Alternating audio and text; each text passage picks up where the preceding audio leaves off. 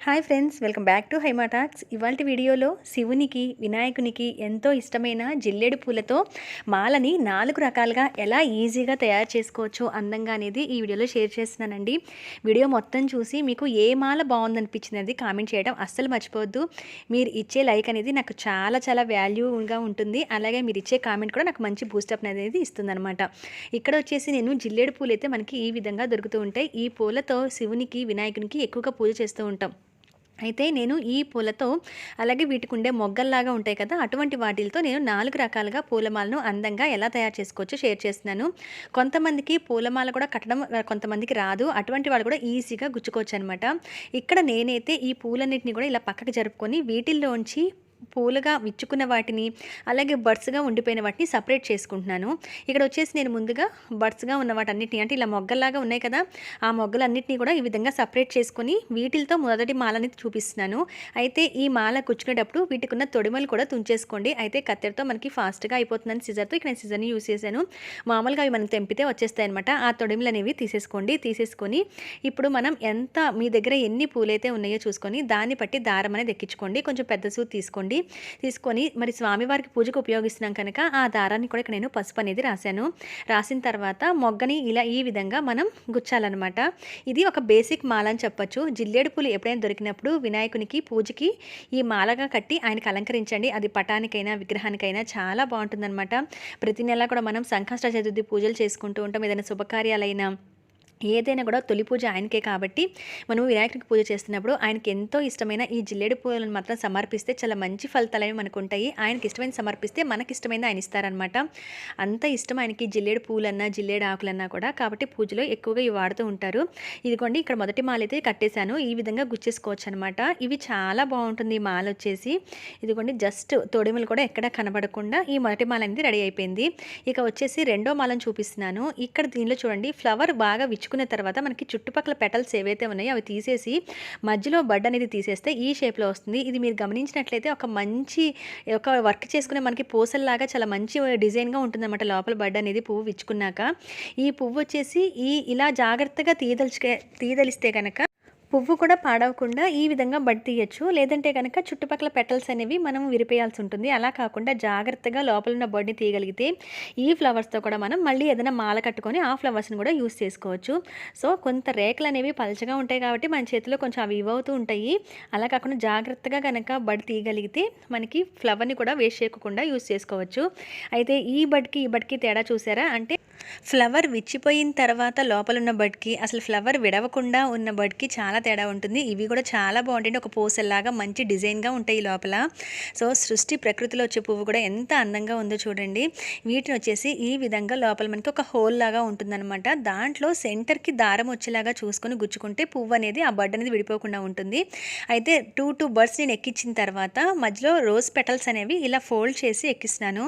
దానివల్ల మనకి కొంచెము బర్డ్స్ దొరికినా కూడా ఎక్కువ ఫ్లవర్ మాల అనేది పొడుగు అనేది వస్తుందన్నమాట. మనం దారం అనేది అటు ఇటు ఎండింగ్స్లో కూడా కొంచెం పటానికి కట్టుకోవడానికి ఉంచుకొని దాన్ని బట్టి ఈ బర్డ్స్ని ఈ విధంగా మనం సూదికి గుచ్చుకోవడమే. ఇలా రెండు బర్డ్స్ అలాగే పెటల్స్ ఇలా గుచ్చుతున్నాను అనమాట. దానివల్ల మనకి రెడ్ మధ్యలో ఆ రోజ్ పెటల్స్ అనేవి చాలా మంచిగా ఎలివేట్ అవుతూ బాగా కనబడుతుంది. నేనైతే ఒక 2-3 లీవ్స్ దాకా తీసుకొని అలాగా ఫోల్డ్ చేసి 2-3 ఫోల్డింగ్ అనేది చేసి ఆ తర్వాత మళ్ళీ 2 బర్డ్స్ ఎంకించి మళ్ళీ రోజ్ పెటల్స్ పెట్టడం అలా చేస్తూ వచ్చాను. చూడండి మాల అనేది ఇలా వస్తుందన్నమాట. మనకి ఎల్లో కలర్ కానీ మంచి రెడ్ కలర్ దొరుకుతాయి. లేకపోతే ఇటువంటి పింక్ పెటల్స్ ఉంటాయి. వేటినైనా ఎక్కించుకోవచ్చు మనం. లేదా మధ్యలో చిన్న వేరే ఫ్లవర్స్ లాంటివి ఏదైనా ఉంటే ఆ ఫ్లవర్స్ కూడా గుచ్చుకోవచ్చు. నేనైతే రోజ్ పెటల్స్ని యూస్ చేశాను. చూసిన తర్వాత మొత్తం మాలను చూపిస్తాను చూడండి. ఇదిగోండి రెండో రకంలో నేను కట్టిన మాల వచ్చేసి ఇంత అందంగా ఉందనమాట. అవి చూసారా పూసలాగా ఉన్నాయన్నమాట. అది మనకు చెప్తేనే తెలుస్తుంది. అంత బాగుంది ఈ మాల అయితే. నాకు ఈ మాల బాగా నచ్చింది. నేను చేసిన 4 కూడా మధ్యలో రోజ్ పెటల్స్ వచ్చి వైట్ మీద చాలా బాగుంది అనిపించింది. ఇక నెక్స్ట్ వచ్చేసి డైరెక్ట్గా ఫ్లవర్స్తో ఎలా కట్టుకోవాలో చూపిస్తున్నాను. ఫ్లవర్ని ఎప్పుడు కూడా మనం మాల తయారు చేస్తున్నప్పుడు మామూలుగా ఇలా పట్టుకొని గుచ్చేటప్పుడు మనం ఫ్లవర్ని తిప్పాలన్నమాట. అంటే బౌల్లాగా పెట్టి ఫ్లవర్ని గుచ్చాలి విడిలో చూపిస్తున్నట్టుగా. అలా గుచ్చకపోతే మనం మాలంతా తయారు చేసిన తర్వాత ఒకవైపు ఫ్లవర్ పైకి ఒకవైపు ఫ్లవర్ మాల కిందకి చూస్తున్నట్టు ఉంటుంది ఫ్లవర్స్. అలా కాకుండా మనకి ఈక్వల్గా మాల పర్ఫెక్ట్గా ఉండాలి అని అంటే ఫస్ట్ వైపు గుచ్చే పూలు ఎప్పుడు కూడా ఇలా డౌన్కి తిప్పి రివర్స్లో గుచ్చాలన్నమాట. ఆ తర్వాత సెంటర్లో నేను రోజ్ ఫ్లవర్స్ తీసుకొని చిన్నవి ఒక 4, 5 జస్ట్ గుచ్చుతున్నాను. అంటే మధ్యలో ఒక వెరైటీగా ఉండటం కోసం.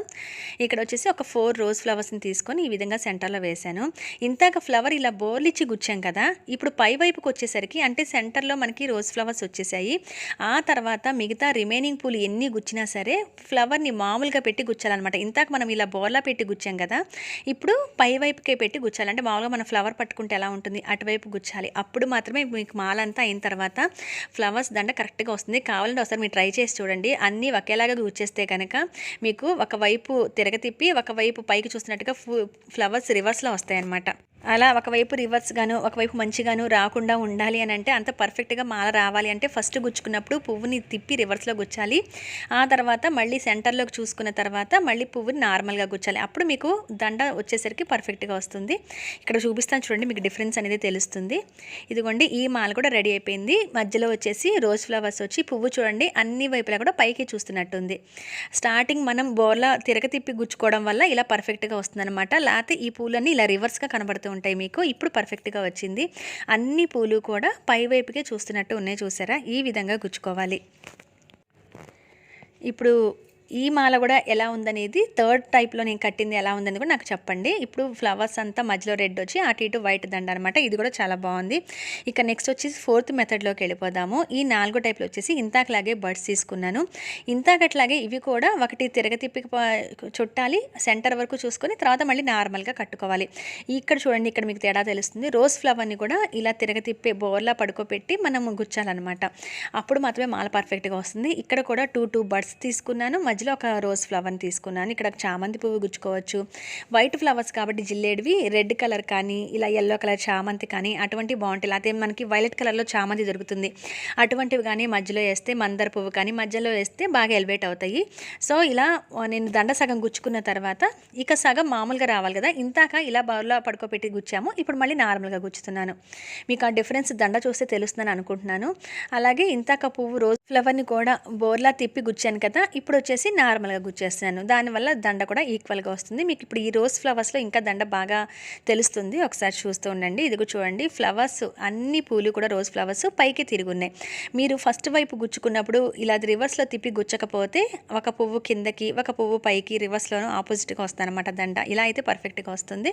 సో రోజ్ ఫ్లవర్స్ చూడండి అన్నీ కూడా పై వైపుకే ఉన్నాయి. ఇది వచ్చేసి ఫోర్త్ మెథడ్లో జిల్లేడు మాలండి. ఇది ఎలా ఉందనిపించింది నాకు కింద కామెంట్ సెక్షన్లో షేర్ చేయండి. ఇవి ఏవి వేసినా కూడా స్వామివారికి అలంకరణకి చాలా చాలా బాగుంటుంది. ఆయనకి ఇష్టమైన ఫ్లవర్స్తో మనం ఒక మంచి మాలను అయితే తయారు చేసుకుంటాము. ఇప్పుడు ఇక్కడ ఫైనల్గా నేను తయారు చేసిన 4 మాలలను కూడా ఇక్కడ చూపిస్తున్నా చూడండి. అడుగున పింక్ క్లాత్ అయ్యేసరికి మీకు కనబడదని చెప్పి నేను ఎల్లో కలర్ క్లాత్ మళ్ళీ వేశాను. వేసి దాని మీద పెట్టి చూపిస్తున్నాను చూడండి. నేను తయారు చేసిన 4 గార్లాండ్స్ కూడా 4 టైప్స్ ఆఫ్ గార్లాండ్స్ జిల్లెడ్ ఫ్లవర్స్తో ఎలా ఉందనేది చెప్పడం అస్సలు మర్చిపోవద్దు. నాకు ఈ సెకండ్ది రోజ్ పెటల్స్ గుచ్చిన మాల అయితే నాకు చాలా బాగా నచ్చింది. ఆ పూసల్లాగా ఉన్న బర్డ్స్ ఇవన్నీ చాలా బాగా నచ్చాయి నాకు, ఆ మొగ్గలు అనేవి. ఇది వచ్చేసి మూడోది నేను గుచ్చాను కదా, అదనమాట. అంటే బర్డ్స్తో 2 టైప్స్, 3 టైప్స్, అలాగే ఒకటేమో ఫ్లవర్ విచ్చిన ఫ్లవర్స్తో ఒక టైప్ అనమాట. ఇది కూడా నేను తయారు చేసే 4 దండలు కూడా. ఇలా మనకి ఎప్పుడు వినాయకునికి, శివునికి కార్తీక మాసం బోల్డ్ పూజలు అనేది శివునికి చేస్తూ ఉంటాము. సోమవారం ప్రత్యేకంగా శివునికి చేస్తుంటాం. అటువంటిప్పుడు ఇలాంటి మాలలు గుచ్చి వేయడం కానీ ఏదైనా టెంపుల్కి వెళ్తున్నప్పుడు ఈ మాలను తీసుకొని స్వామివారికి సమర్పించడం కానీ చేస్తే చాలా మంచిదండి. ఈ 4గిట్లో మీకు ఏది బాగా నచ్చిందని చెప్పడం అస్సలు మర్చిపోవద్దు. ఛానల్ అయితే సబ్స్క్రైబ్ చేయండి. ఇంకేదైనా మీకు వీడియోస్ కావాలనుకుంటే కింద కామెంట్ సెక్షన్లో షేర్ చేయండి. మరొక మంచి వీడియోలో మళ్ళీ మిమ్మల్ని అందరినీ కూడా కలుస్తాను. అంతవరకు బాయ్ బాయ్.